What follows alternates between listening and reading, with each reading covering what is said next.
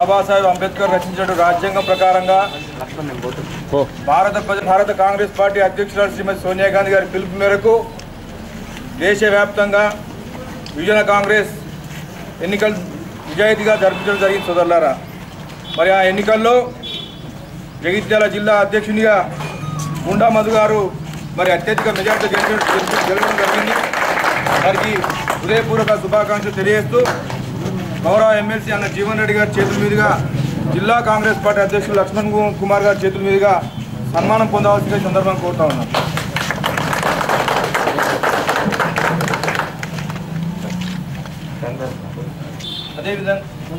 అదేవిధంగా జయలక్ష్మి గారు youth Congress result వచ్చిన తర్వాత మన ఇంద్రభవన్లో సన్మానించడం నాకు చాలా సంతోషంగా ఉంది. నాకు ఇది మరో జన్మ అనుకోవాలి. నేను కష్టపడ్డందుకు ఈరోజు నాకు గుర్తింపు వచ్చింది. ముఖ్యంగా ఈ కాంగ్రెస్ పార్టీకి నేను కృతజ్ఞతగా ఉంటా. ఇప్పటికీ వీళ్ళందరికీ పేరు పేరు ధన్యవాదాలు తెలియజేసుకుంటున్నా. యూత్ అందరినీ కలుపుకొని అందరినీ నాలెడ్జ్ చేయకుండా అందరూ నా వాళ్ళే అందరితోటి మోటివ్ చేసి 2023లో కంపల్సరీ పార్టీని అధికారంలో తీసుకొస్తామని చెప్పి నేను నా నియామకానికి సహకరించిన నియోజకవర్గ ప్రజలందరికీ ధన్యవాదాలు. తెలంగాణ రాష్ట్ర వ్యాప్తంగా జరిగిన యువజన కాంగ్రెస్ ఎన్నికలలో గెలిచిన ప్రతి ఒక్కరికి తెలంగాణ రాష్ట్రం నుండి ఎన్నిక కాబడిన ప్రతి ఒక్క అభ్యర్థి మరియు అదేవిధంగా ముఖ్యంగా జగిత్యాల జిల్లా యువజన కాంగ్రెస్ నుండి ఎన్నిక కాబడిన ప్రతి ఒక్కరికి అదేవిధంగా జగిత్యాల నియోజకవర్గం నుండి ఎన్నిక కాబడిన ప్రతి ఒక్క కమిటీ మెంబర్స్ అందరికీ కూడా నా యొక్క హృదయపూర్వక ధన్యవాదాలు. రాబో రోజుల్లో కాంగ్రెస్ పార్టీ యొక్క బలోపేతం యువజన కాంగ్రెస్ కార్యకర్తలపై ధ్యేయంగా పెట్టుకొని పనిచేస్తూ ఇటు కేంద్ర రాష్ట్ర వైఫల్యాలను ఎండగట్టడమే ధ్యేయంగా పెట్టుకొని రాబో రోజుల్లో ఇటు కేంద్రంలో రాష్ట్రంలో కాంగ్రెస్ పార్టీని అధికారంలోకి తీసుకురావడమే ధ్యేయంగా పనిచేయాలని చెప్పి ఈ సందర్భంగా కోరుకుంటూ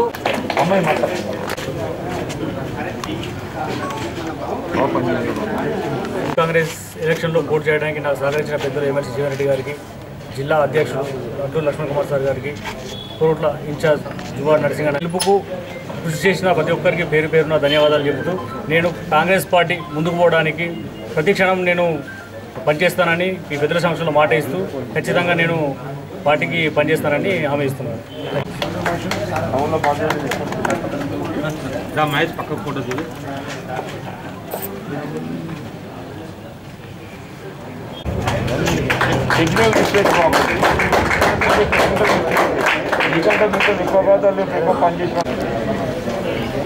పెద్దలు జీవన్ రెడ్డి గారి నివాసంలో ఏర్పాటు చేసిన ఈ కార్యక్రమానికి విచ్చేసిన యూత్ కాంగ్రెస్లో గెలిచిన అధ్యక్షులకు, కార్యవర్గ సభ్యులకు, అలాగే మా జిల్లా జగిత్యాల జిల్లా అధ్యక్షులు లక్ష్మణ్ కుమార్ గారికి, మంత్రి ఉన్నప్పుడు చాలామంది అన్నారు ఒక డివిజన్కి వెళ్ళి 2 మంత్రులు ఇవ్వడం సాధ్యమా అని. బట్ ఆనాడు రాజశేఖర రెడ్డి గారు ఈ డివిజన్కి 2 మంత్రులను ఇచ్చి మరి ఆనాడు జరిగిన అభివృద్ధి ఈరోజు జగిత్యాల జిల్లాలో కనిపిస్తూ ఉన్నది, ఉమ్మడి కరీంనగర్ జిల్లాలో కనిపిస్తూ ఉన్నదని మీ అందరి ముందు తెలియజేస్తూ మరి తప్పకుండా 2023లో ఈ ప్రాంతంలో కాంగ్రెస్ పార్టీ అధికారంలోకి తీసుకురావాల్సిన బాధ్యత ఈరోజు గెలిచిన యూత్ కాంగ్రెస్ అభ్యర్థులందరూ దాన్ని తెలియజేస్తూ నాకు ఈ అవకాశం ఇచ్చిన పెద్దలు జీవన్ రెడ్డి గారికి, మరి మా అధ్యక్షులు లక్ష్మణ్ కుమార్ గారికి ధన్యవాదాలు తెలియజేస్తూ సెలవు. మా నాయకులు, మాజీ మంత్రివర్యులు, శాసనమండలి సభ్యులు పెద్దలు జీవన్ రెడ్డి గారి నేతృత్వంలో జగిత్యాల జిల్లాకు సంబంధించిన యువత పెద్ద ఎత్తున వాళ్ళు ఓట్లేసి గెలిపించినటువంటి జిల్లా కాంగ్రెస్ పార్టీ, యువన కాంగ్రెస్ పార్టీ అధ్యక్షులు, కార్యవర్గము, అదేవిధంగా కోరుట్ల నియోజకవర్గం సంబంధించిన కాంగ్రెస్ పార్టీ ఇన్ఛార్జి నరసింహన్న గారు, కోరుట్ల యువన కాంగ్రెస్ అధ్యక్షుడు మైపాల్ గారు, ధర్మపురి యువన కాంగ్రెస్ అధ్యక్షులు పనిచేయాలని చెప్పేసి మరి యూత్ కాంగ్రెస్ కార్యకర్తగా ఈ స్థాయికి వచ్చిన ఒక కాంగ్రెస్ పార్టీ కార్యకర్తగా మా యూత్ కాంగ్రెస్ మిత్రులకు సవినయంగా నేను మనవి చేసుకుంటున్నా. మన యువన కాంగ్రెస్ కార్యకర్తలు అంటే కాంగ్రెస్ పార్టీకి సైనికుల్లాగా పార్టీ ఏ పిలిపించినా కూడా మనకు పెద్ద దిక్కుగా ఈ జిల్లాకు సంబంధించిన పెద్దలు జీవన్ రెడ్డి గారి నేతృత్వంలో కూడా రాబోయే కాలంలో ప్రజల పక్షాన ప్రభుత్వం చేసిన ప్రజా వ్యతిరేక విధానాల మీద పార్టీ ఏ పిలిపించినా పెద్ద ఎత్తున మనందరం కూడా పాల్గొని అధికారంలో ఉన్నటువంటి పార్టీ చేస్తున్నటువంటి ఆగడాలను ప్రజా వ్యతిరేక విధానాలపై పార్టీ ఏ కార్యక్రమం ఇచ్చినా కూడా పెద్ద ఎత్తున పాల్గొని విజయవంతం చేయాలని మా యువన కాంగ్రెస్ నూతనంగా ఎన్నుకోబడ్డ జిల్లా అధ్యక్షుడు మధు గారికి కానీ అదేవిధంగా నూతనంగా ఎన్నుకోబడ్డ మిత్రులందరూ కూడా మరొకసారి మనవి చేసుకుంటూ కాంగ్రెస్ పార్టీని నమ్ముకుంటే నాయకులు నమ్ముకుంటే ఏదైనా ఒక రోజు మంచి అవకాశం వస్తానికి ఉదాహరణకు నేనే అని చెప్పి అన్న విషయాన్ని కూడా మా యూత్ కాంగ్రెస్ మిత్రులకు చెప్తున్నా. ఎందుకంటే ఒకరోజు ఇదే విధంగా రాష్ట్రంలో కానీ దేశంలో ఒక ప్రత్యేకమైన స్థానం ఉన్నది. రాత్రి సార్ ఫోన్ చేసి లక్ష్మణ్ మన యువకులు కొత్తగా ఎన్నుకోబడ్డరు, వాళ్ళకి మనం ఎంకరేజ్ చేయాలి, భవిష్యత్తులో ఇంకా పార్టీ ముందుకు పోవాలంటే యువత ఇంపార్టెంట్ కాబట్టి వాళ్ళకి నేను హైదరాబాద్ కార్యక్రమాన్ని వాయిదా చేసుకుంటున్నాను, తొందరగా నువ్వు బయలుదేరి రావాలని చెప్పేసి సారు చెప్పడం జరిగింది.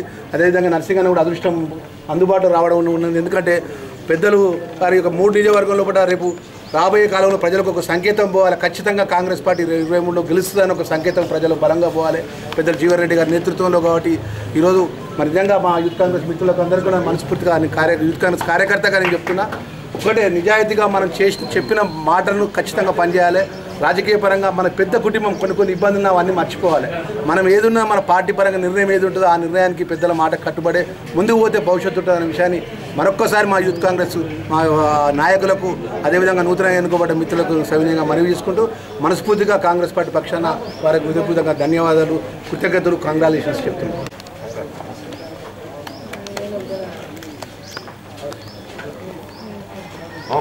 భారత స్థాయిలో యువజన కాంగ్రెస్ ఎన్నికకు సంబంధించి ప్రజాస్వామ్యయుతంగా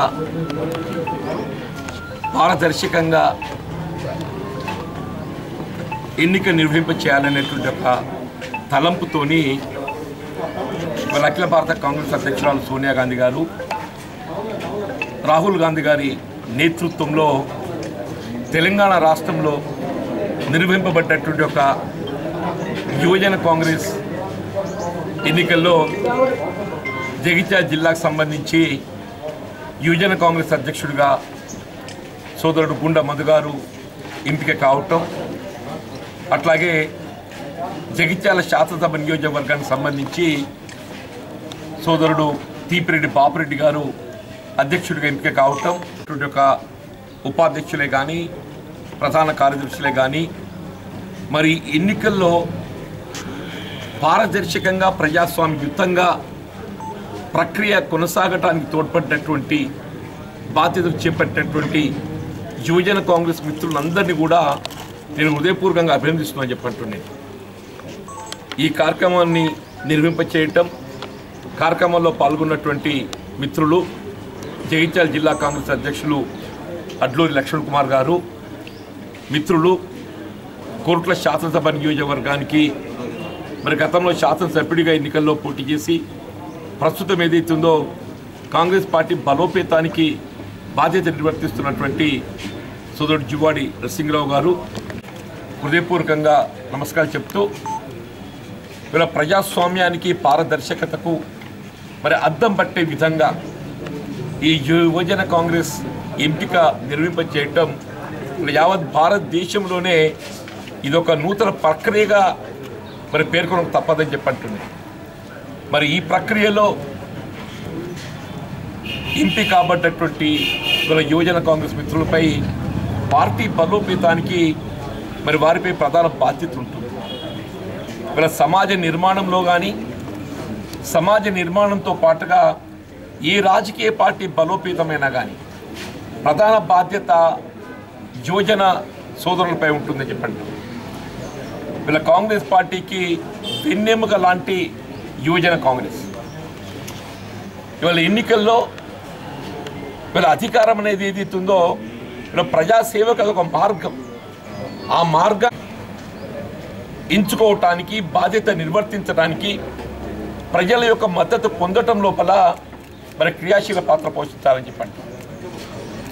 వీళ్ళ దేశ స్వాతంత్రం కొరకు మన ఎందరో మహానుభావులు ప్రాణాలు త్యాగం చేస్తే ఆ స్వాతంత్రానికి అర్థం చెప్పే విధంగా ఈ దేశ సమగ్రత కాపాడటానికి కొరకు వీళ్ళ దేశ స్వాతంత్రానంతరం ఈ దేశ సమగ్రతకు కుల మతాల ఐక్యత నిలబెట్టడానికి ఏదైతుందో ప్రాణాలు అర్పించినటువంటి యొక్క త్యాగమూర్తులు కేవలం కాంగ్రెస్ పార్టీకి మాత్రమే మార్గదర్శకులు ఉన్నారని చెప్పక తప్పంటున్నాను. ఆనాడు స్వర్గీయ ఇందిరాగాంధీ గారు దేశంలో మత కల్లాలు రెచ్చిపోతున్న సందర్భంగా ఖలిస్తాన్ ఉగ్రవాదులు ఏదైతుందో దేశాన్ని చీల్చడానికి ప్రయత్నం చేస్తున్న తరుణంలో దేశ ఐక్యత నిలబెట్టడానికి యొక్క ఆ మహాతల్లి ఇందిరాగాంధీ గారు ఇలా కాంగ్రెస్ పార్టీకి మార్గదర్శకురాలు చెప్పారు. అట్లాగే స్వర్గీయ రాజీవ్ గాంధీ గారు వాస్తవంగా మన యువకులకు ఆదర్శవంతమైనటువంటి నాయకుడు ఎవరు అంటే రాజీవ్ గాంధీ గారు అని చెప్పక తప్పదంటున్నాను. వీళ్ళ సమాజ నిర్మాణంలో యువకుల పాత్రను ఒక వ్యత్యాసం లేకుండా దళితులు, బలహీన వర్గాలు, అల్పసంఖ్యాక వర్గాల వారికి అందరికీ సమానమైనటువంటి అవకాశాలు కల్పింపబడాలనేటువంటి ఒక ఆలోచన రాజ్యాంగం నిర్దేశిస్తే ఇవాళ మనం సాధించుకున్న తెలంగాణ రాష్ట్రం వీళ్ళ ప్రభుత్వ పరంగా విద్యా అవకాశాలను నీరుగార్చటం, ప్రభుత్వ పరంగా విద్యా అవకాశాలను నీరుగార్చటం, ఏ కేజీ టు పీజీ కల్పించలేకపోవటం మనం గమనిస్తామని చెప్పి అంటున్నామా. ఇవాళ మన పొరుగు రాష్ట్రమే కానీ దేశంలో వివిధ రాష్ట్రాలలో స్థానికతకు ఉద్యోగ అవకాశాలు ప్రాధాన్యత, ప్రత్యేకత కల్పించాలని చెప్పని లోకల్ రిజర్వేషన్ అమలు చేయబడుతుంటే, స్థానికులకు రిజర్వేషన్ ప్రక్రియ అమలు చేయబడుతుంటే మన పొరుగు రాష్ట్రం ఆంధ్ర రాష్ట్రంలో స్థానికులకు రిజర్వేషన్ అమలు చేస్తున్నారు ప్రైవేట్ రంగం. మన పొరుగు రాష్ట్రం మహారాష్ట్రలో ఏదైతుందో స్థానికులకు ప్రైవేట్ రంగంలో ఉపాధి ఉద్యోగ అవకాశాలు రిజర్వ్ చేస్తున్నారని చెప్పంటున్నారు. ఇలా స్థానికులకు ఏ ఉపాధి ఉద్యోగ అవకాశాలు అనేటువంటి నినాదంతో తెలంగాణ రాష్ట్ర ఏర్పాటు మనం కాంక్షించినమో ఇలా ప్రైవేట్ రంగంలో మరి మన స్థానికంగా హైదరాబాద్ నగరమే కానీ ఇతరత్ర ఎక్కడ కూడా ఉద్యోగ అవకాశం పొందలేకపోతుంది. ఇవాళ హైదరాబాద్ ఒక ఎగ్జిక్యూటివ్గా పరిమితమయ్యేటువంటి ఒక పరిస్థితి మనం రాబోతుందని కలుగుతుందని చెప్పి అంటున్నాం. ఏ పబ్లిక్ రంగం సంస్థలతో ఏదైతుందో ప్రజలకు దానిపై ఒక ఆధిపత్యం ఉంటుంది, ప్రజలకు దానిపై ఒక ఆధిపత్యం ఉంటుంది. కానీ లేకుండా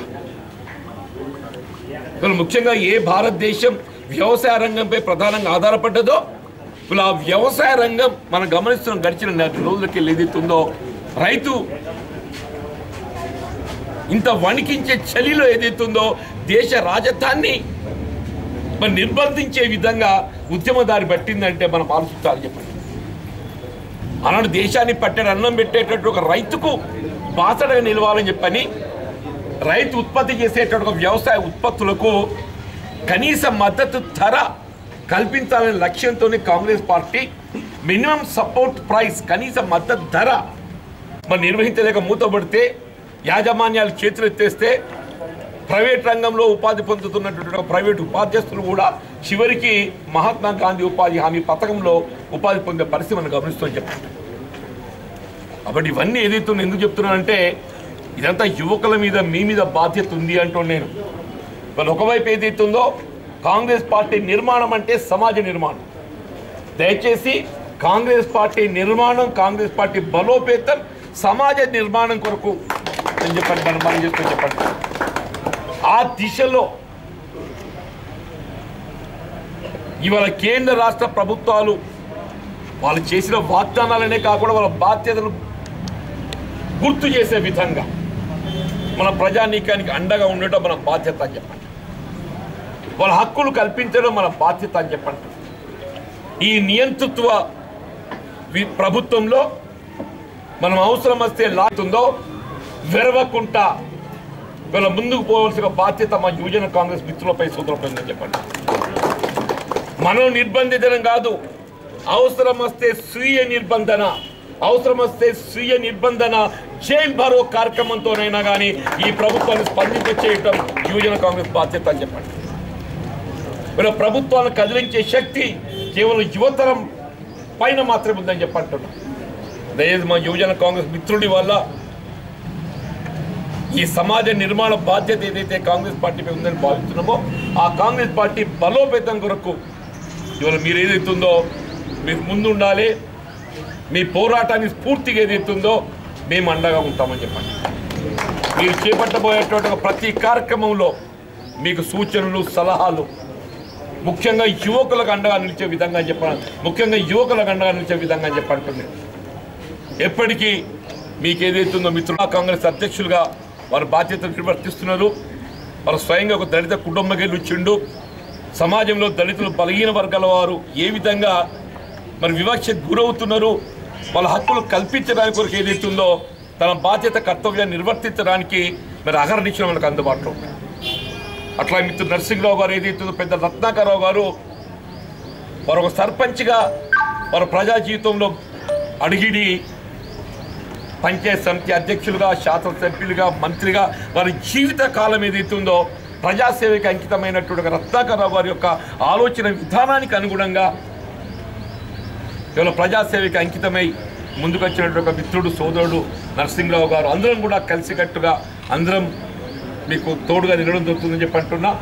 దయచేసి వాళ్ళ కాంగ్రెస్ పార్టీ బలోపేతమైనది కేవలం పార్టీ బలోపేతం మాత్రమే కాదు, సమాజ నిర్మాణానికి మనపై ఉంచిన ఒక బాధ్యతకు అనుగుణంగా మనందరం కలిసికట్టు రెడ్డి గారు, ప్రసాద్ గారు, మహిపాల్ రెడ్డి గారు ముందుకు రావాలి.